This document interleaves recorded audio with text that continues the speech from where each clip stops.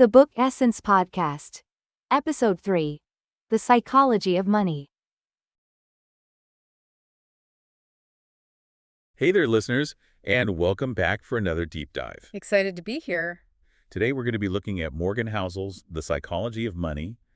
And I think this book is so interesting because it takes a really different approach to personal finance. Oh, yeah, for sure. It's not like your typical how-to guide or anything. Exactly. It's not like, here's how to budget, here's how to invest. It's like, let's really look at the psychology behind how we think about and use money. Because that's often what really trips people up, right? It's not necessarily the lack of knowledge about specific financial tools or strategies. Right. It's those deep-seated beliefs and biases that we might not even be aware of that can really sabotage our financial success. It's so true, and Housel does such a great job of bringing those to light and making us think about our relationship with money in a whole new way. Okay, so let's dive in. The book starts off with a chapter called No One's Crazy, which I thought was a brilliant way to set the stage. Oh, yeah, that one really grabs your attention. So have you ever seen someone make a financial decision that just seemed completely bonkers? Like, why on earth would they do that with their money? Oh, absolutely. We've all been there, I think. Right. Well, Housel's point is that these seemingly irrational decisions often make perfect sense when you consider that person's unique experiences and circumstances. It's all about context, right? What seems risky to one person might feel totally safe to another based on what they've lived through. Exactly. Like, take someone who grew up during the Great Depression, maybe saw their family lose everything. They might be incredibly risk-averse, even if objectively the data suggests that investing is a smart move for them. Right, because their experience has taught them that the market can be incredibly dangerous and that safety and security are paramount. So it's not about being crazy. It's about making decisions that feel rational based on your own individual worldview. Exactly. And that's why it's so important to understand your own financial psychology, like what experiences from your past might be shaping your current money mindset. Were you raised in a family where money was always a source of stress? Or did you witness financial abundance growing up? These early experiences can really stick with us. And they can influence our decisions in ways we might not even realize. It makes you think about those underlying beliefs we might have about money without even knowing it right.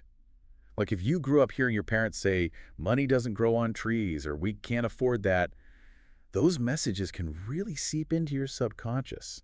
Absolutely. It becomes part of your internal narrative about money. So self-awareness is key, right?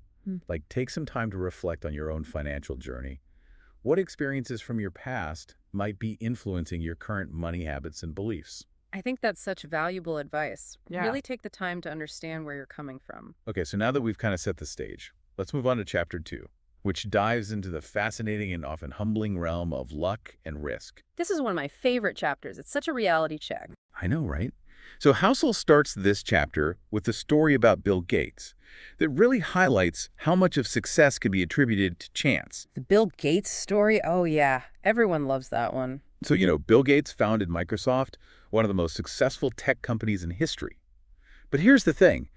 Back in the 1960s, when Gates was just a kid, he attended one of the only high schools in the entire world that had access to a computer. Seriously? I did not know that. It's true. And it wasn't just any computer. It was a state-of-the-art mainframe computer that most colleges didn't even have at the time. This random lucky break gave Gates an incredible head start in the world of computing. Wow. That's incredible. Talk about being in the right place at the right time. Right. He was able to learn programming and develop his skills years ahead of his peers simply because of this lucky circumstance. So it's not just about hard work and talent. It's also about being open to those unexpected opportunities and being willing to seize them when they arise. And it makes you wonder how many other brilliant minds were out there at the same time, just as driven and ambitious as Gates, but they didn't have that one lucky break.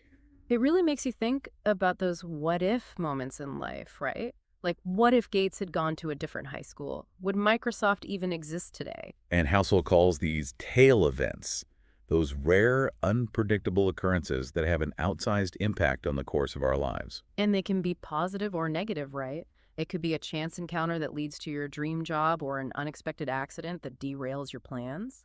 Exactly.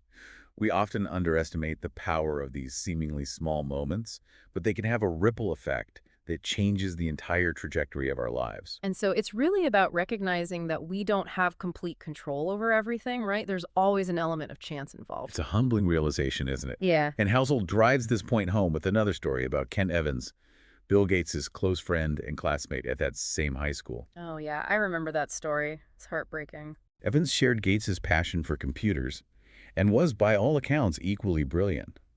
But tragically, he died in a mountain climbing accident at a young age. It's a reminder that even with all the talent and opportunity in the world, life is unpredictable, and we never know what tomorrow will bring. Right, and I think that's where Housel's message about humility really comes in. We like to think that we're in control, but there's always an element of luck, both good and bad. And acknowledging that can help us make more informed decisions and approach life with a bit more grace and understanding. So listeners, here's a question for you to ponder. Are you letting past experiences or fear of the unknown hold you back from taking risks and pursuing opportunities? Because sometimes those risks can lead to those incredible tail events that shape our lives in amazing ways. But on the other hand, are you being reckless? Are you ignoring those risks entirely and just hoping for the best? There's a balance, right? You want to be aware of the risks, but not let them paralyze you. Exactly. So we've talked about how our past experiences and the role of chance shape our relationship with money. Now let's move on to Chapter 3, which dives into this idea of never enough. Oh, this is such a powerful chapter. It really gets to the heart of human desire and how it can sometimes lead us astray. And I love how he starts this chapter with the story of Rajat Gupta, this super successful businessman who had it all: wealth, power, prestige. But he risked it all, chasing even more money through insider trading. And of course, he got caught and lost everything. It's almost like a Greek tragedy, right? He had everything, but it was never enough. It's a classic cautionary tale about greed and the insatiable desire for more, even when you already have more than enough. So what drives this never enough mindset? Yeah. Why do some people, even those who have achieved incredible success, still feel this constant need to chase more wealth, even at the risk of losing it all? I think Housel makes a really interesting point about how comparison plays a role. In today's hyper-connected world, we're constantly bombarded with images of other people's success. Their fancy vacations, their expensive cars, their perfect lives on social media. Exactly. And it creates this sense of inadequacy, like we're always falling short, even if we're doing perfectly well by objective standards. It's like we're all on this hedonic treadmill, right? Yeah. We keep running and running, acquiring more and more, but we never seem to reach a point of true satisfaction. Because true contentment doesn't come from external validation or material possessions. It comes from within. Right. And it's so easy to lose sight of that when we're constantly comparing ourselves to others and striving to keep up with the Joneses. It's like that saying, comparison is the thief of joy. So this begs the question, when is enough enough? It's a question we should all be asking ourselves. At what point do we have enough to feel financially secure and content? Is it a specific number in our bank account? Or is it more about having the freedom and flexibility to live the life we want? And that's a perfect segue into the next chapter where Housel introduces us to the magic of compounding. Ah, yes, the eighth wonder of the world, as some call it. It really is. It's such a simple yet powerful concept that can have a profound impact on our financial lives. And it's all about the snowball effect, right? Small gains build upon each other over time, creating exponential growth. Think of it like planting a tree. You nurture it, you water it, and you patiently wait for it to grow. You don't expect to see a massive oak tree overnight. And the best part is you don't have to be a financial genius to harness the power of compounding. Right. It's about making consistent, smart choices over a long period of time and letting time do its work. And I love how Housel uses the example of Warren Buffett, arguably the greatest investor of all time, to illustrate this point. He is like the patron saint of compounding. Right. And most people don't realize that most of Buffett's vast wealth wasn't accumulated until after he turned 60. Talk about patience paying off. Right. He's been a successful investor for decades, but the magic of compounding really kicked in later in his life. It's a powerful reminder that you don't have to get rich quick.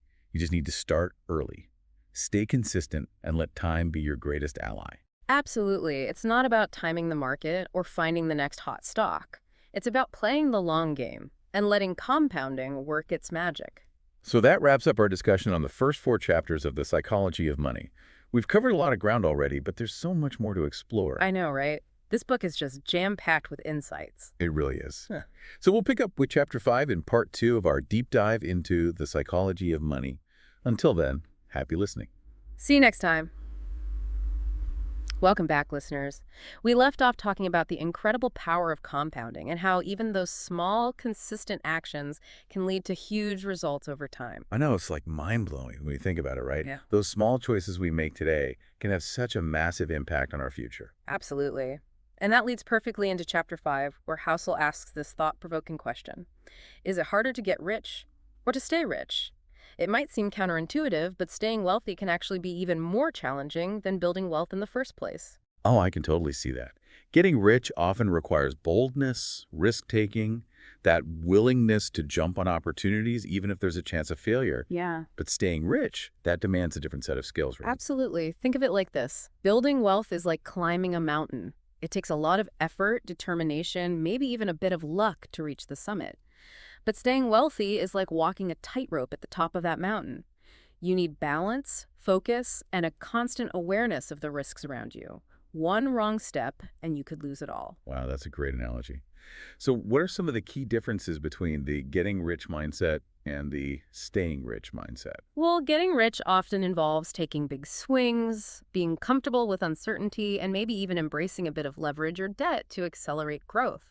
But staying rich is more about preservation, minimizing risk, and avoiding those catastrophic losses that can wipe out years of hard work. It's like the tortoise and the hare. Slow and steady wins the race. It's like the difference between sprinting and running a marathon, right? You need that burst of energy and speed to win a sprint, but a marathon requires endurance, pacing, and a long-term strategy.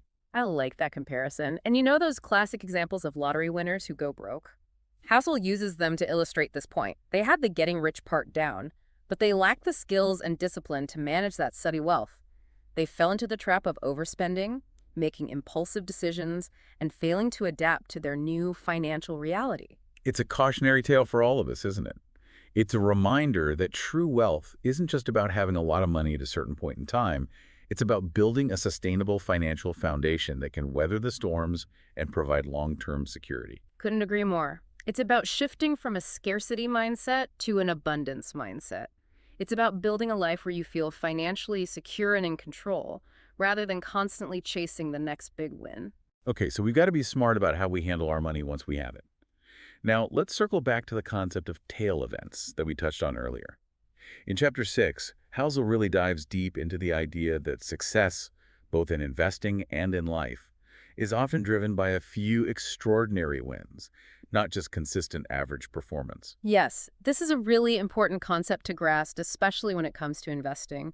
Our brains tend to focus on averages, so we often overlook the significance of those rare but massive events that can completely skew the results.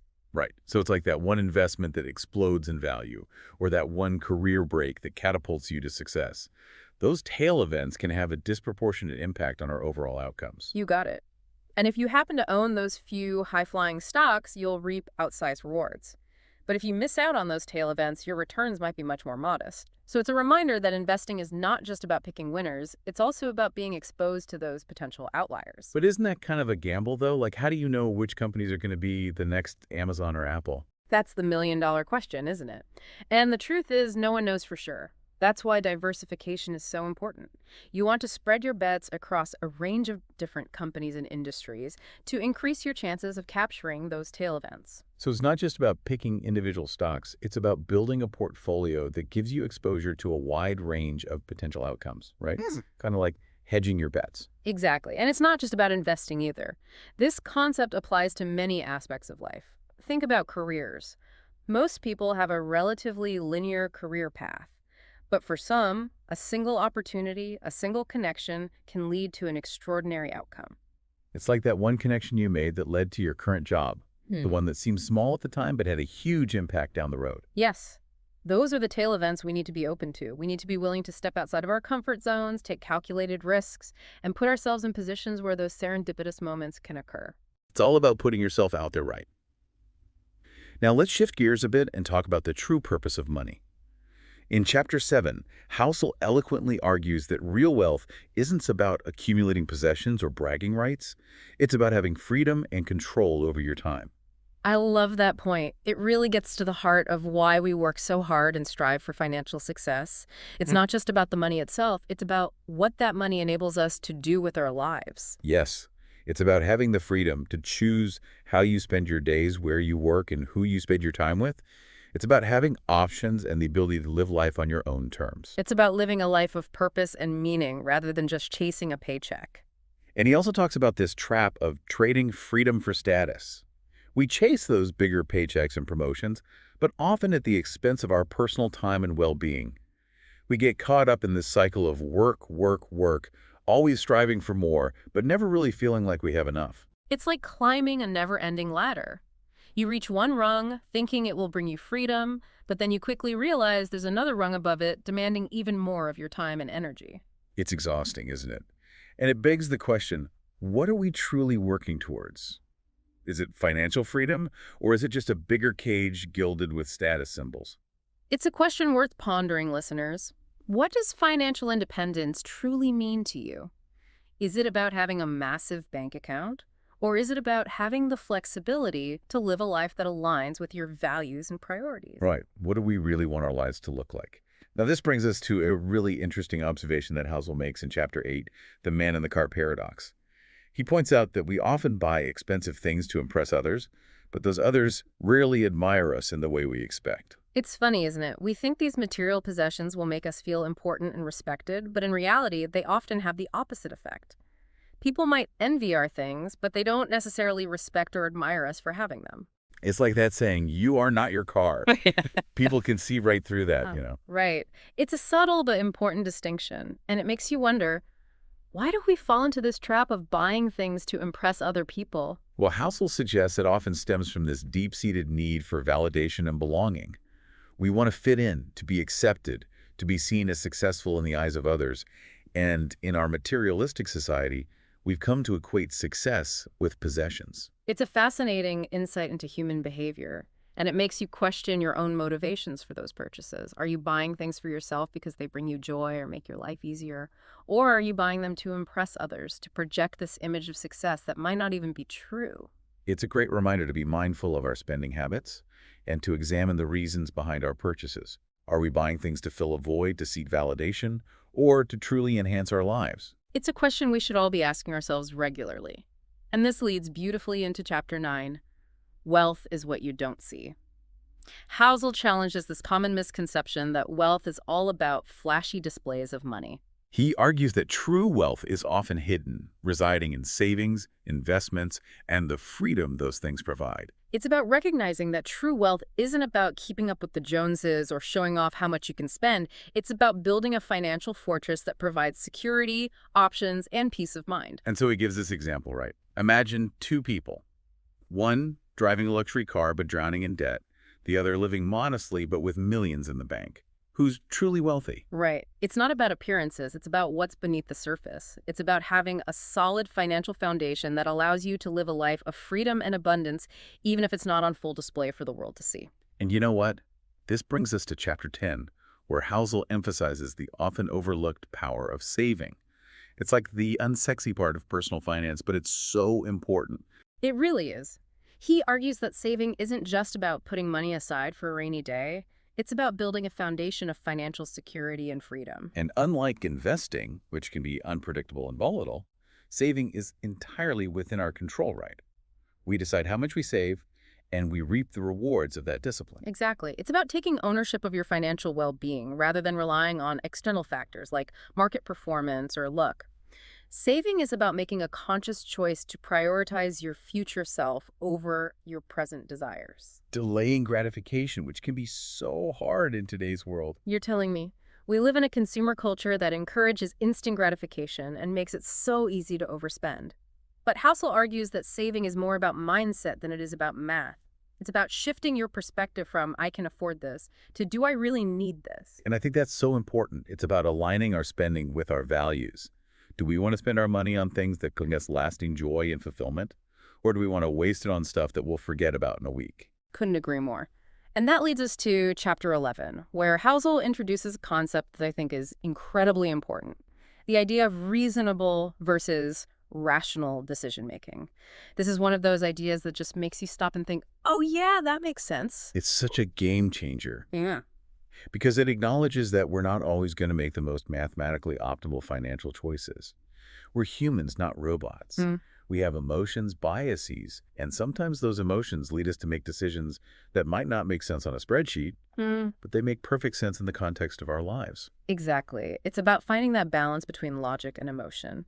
A super strict budget might make sense on paper, but if it makes you feel deprived and miserable, you're not going to stick with it. It has to be sustainable, or what's the point? Right. The key is to find an approach that feels both responsible and sustainable, one that allows you to achieve your financial goals without sacrificing your happiness and well-being along the way.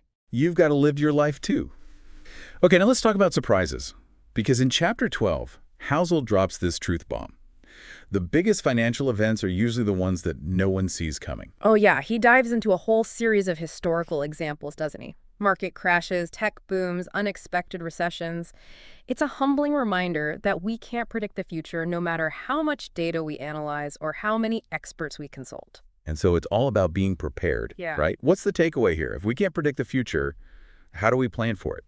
Well, it's not about trying to avoid surprises altogether because that's impossible. It's about building resilience and flexibility into your financial plan. It's about having a margin of safety, both in terms of your savings and investments, so that you can weather those inevitable storms without derailing your long-term goals. It's like having a cushion, right? Something Yeah. to fall back on. Exactly. And it's also about not getting too caught up in the hype or the fear-mongering. The financial media loves to sensationalize events, making it seem like the sky is always falling. But if you take a step back and look at the long-term trends, the overall trajectory of the economy and the markets has been overwhelmingly positive. So don't panic. Easier said than done, I guess. I know, right? But seriously, it's important to have a long-term perspective and not get swayed by those short-term fluctuations. Stay focused on your goals, stick to your plan, and ride out those inevitable bumps in the road.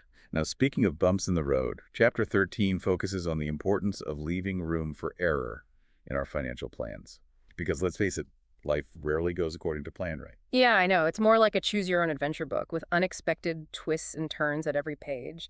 And that's why it's so crucial to build a financial buffer, whether through savings, conservative investments, or simply having a lower debt load. It's like having a cushion to absorb those unexpected shocks. Like having an emergency fund, right? Yeah. For when things go wrong, because they almost always do. That's the thing. Stuff happens.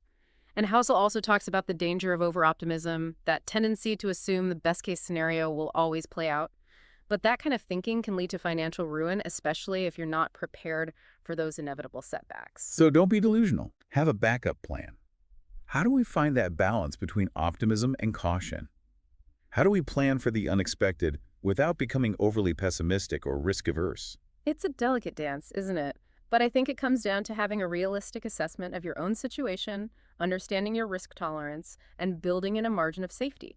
It's about acknowledging that things might not always go your way, but being prepared to adapt and adjust course if necessary. So be prepared, but don't freak out. Exactly. And that brings us to Chapter 14, You'll Change. Housel points out that we're constantly evolving as individuals, and our financial goals and priorities will inevitably shift over time. This one is all about being flexible. Yeah, I mean, think about it. We often make financial decisions based on our current selves, without really considering how our needs and desires and values might change in the future. We might lock ourselves into commitments like buying a house or taking on a huge student loan without fully considering how our circumstances might change down the road. It's so true. We might be laser focused on career advancement in our 20s and 30s, but then find ourselves prioritizing family and work-life balance in our 40s and 50s. Or maybe our risk tolerance changes as we get older and closer to retirement. The point is, we're not static beings. We're constantly evolving, and our financial plans need to evolve with us. So how do we plan for a future self that we can't even fully imagine yet? Well, it starts with recognizing that change is inevitable, and then building flexibility into your financial plan. Avoid locking yourself into those rigid commitments that might not serve you well in the future. Don't be afraid to change your mind. Now let's get real for a moment with Chapter 15. Nothing's free. Housel drops this truth bomb that every financial reward comes with a price, even if it isn't immediately apparent. Right. It's easy to focus on those potential gains. The investment returns, the business profits, the allure of a high salary. But we often overlook the hidden costs, the sacrifices, the risks, and the emotional toll that come with those pursuits. It's like they say there's no such thing as a free lunch. Everything has a cost, even if it's not immediately obvious. Exactly. And in finance, those costs often come in the form of volatility, uncertainty, and the potential for loss. We might chase high returns in the stock market, but we have to be prepared for those inevitable downturns and fluctuations that come with that territory. We might start a business hoping to strike it rich, but we need to be prepared for the long hours, the financial risks, and the possibility of failure. It's not all sunshine and roses. And he also talks about the importance of accepting short-term discomfort for long-term gain, right? Building wealth takes time, patience, and the ability to endure those inevitable bumps in the road. No pain, no gain, I guess. It's like building muscle. You have to push yourself to the point of discomfort to see results. Well, that's encouraging. So, all those people out there making a killing on those meme stocks or whatever, they're probably taking on a lot of risk that most of us aren't comfortable with. Probably. Okay, now let's dive into the social dynamics of money a bit with Chapter 16, You and Me. It's easy to forget sometimes that we're not just interacting with this abstract system when it comes to money. There are other people involved, and their decisions affect us. And that's what this chapter is all about, right? The diverse mix of players in the financial markets, from short-term traders to long-term investors, each with their own motivations, time horizons, and risk tolerances. Yeah. And Housel reminds us that we shouldn't necessarily let the actions of others, especially those short-term traders, influence our own long-term financial decisions. It's like comparing apples to oranges. You might see someone making a killing day trading, but that doesn't mean it's the right strategy for you if you're saving for retirement 30 years from now.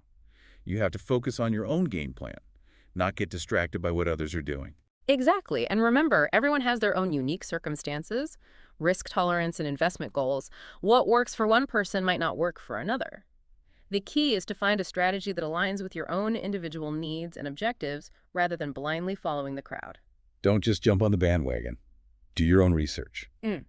Okay, now let's explore a fascinating psychological concept that often influences our financial decisions. The seduction of pessimism, as Housel calls it in Chapter 17. I love how he phrases that. It's so true, though, isn't it?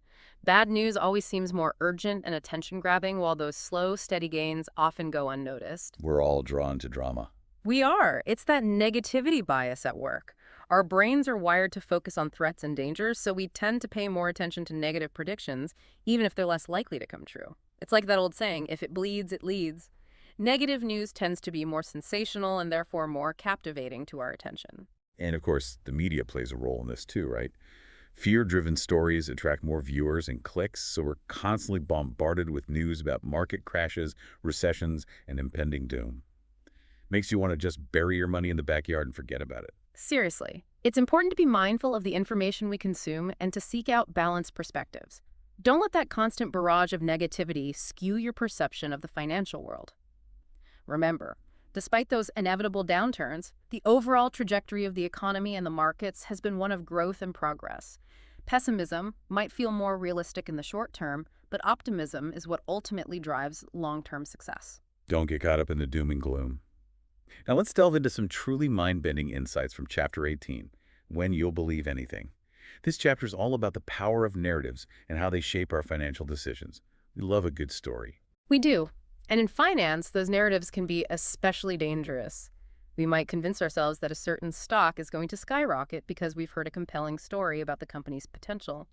Or we might avoid investing altogether because we've been told a scary story about the risks of the stock market. A FOMO, right? Fear of missing out. It can be. The problem is that these stories often oversimplify really complex issues, and that can lead us to make irrational decisions. So we need to be more skeptical. How do we protect ourselves from falling prey to these misleading narratives? Well, it starts with developing that healthy skepticism. Question your assumptions. Seek out diverse perspectives, and be wary of narratives that sound too good to be true or overly pessimistic. Remember, the financial world is complex and nuanced. There are rarely simple explanations or easy answers. You got to think for yourself. Okay, now let's move on to Chapter 19. All together now. In this chapter, Housel reminds us that there's no one-size-fits-all path to financial success. Money is deeply personal, and different strategies will work for different people. It's not a recipe, right? That's such an important point to remember. There's no magic formula or secret strategy that guarantees wealth. What works for one person might not work for another, and what worked in the past might not work in the future. So how do we find our own path to financial success? Well, it starts with understanding your own unique circumstances, goals, and risk tolerance. It's about aligning your financial decisions with your values and priorities and creating a plan that feels both achievable and sustainable for you personally. So figure out what works for you and do that. He does offer some general principles of money management that hold true regardless of individual circumstances, right? Yes. Things like saving consistently, being patient, managing risk, and having a long-term perspective. Those are the foundational blocks of financial success no matter what your goals are. The basics never go out of style. Yeah. Like, Absolutely. And remember, as we discussed earlier, your financial goals will change over time. So your plan needs to be flexible enough to adapt to those changes. Don't lock yourself into rigid commitments based solely on your current desires and circumstances. Your future self will thank you for it.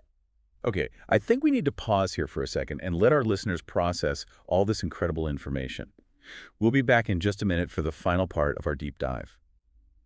Welcome back, listeners. Ready for the final chapter. I am. This is where it all comes together. So chapter 20 is called Confessions, and it's kind of a departure from the rest of the book. Yeah, in this chapter, Housel gets really personal.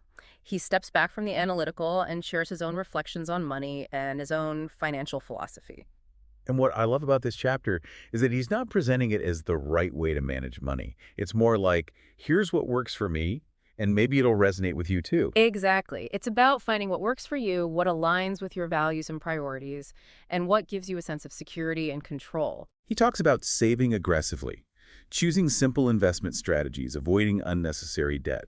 It's almost like a minimalist approach to money, stripping away all the complexity and focusing on the essentials. Right. And he emphasizes the importance of contentment, recognizing that constantly chasing more can lead to dissatisfaction, even if you achieve a certain level of financial success. It's about finding that balance between our financial goals and our overall well-being. Absolutely. It's about having enough to feel secure and content without being consumed by the pursuit of more. So as we wrap up this deep dive into the psychology of money, what are some of the biggest takeaways that we can apply to our own financial lives? Well, for me, the biggest takeaway is that financial success is not just about numbers or following a set of rules. It's not a paint by numbers kind of thing. Exactly. It's about understanding yourself, Mm. your values, your risk tolerance, your emotional triggers. It's about building a financial plan that reflects who you are as a person. It's about being intentional with your money, right?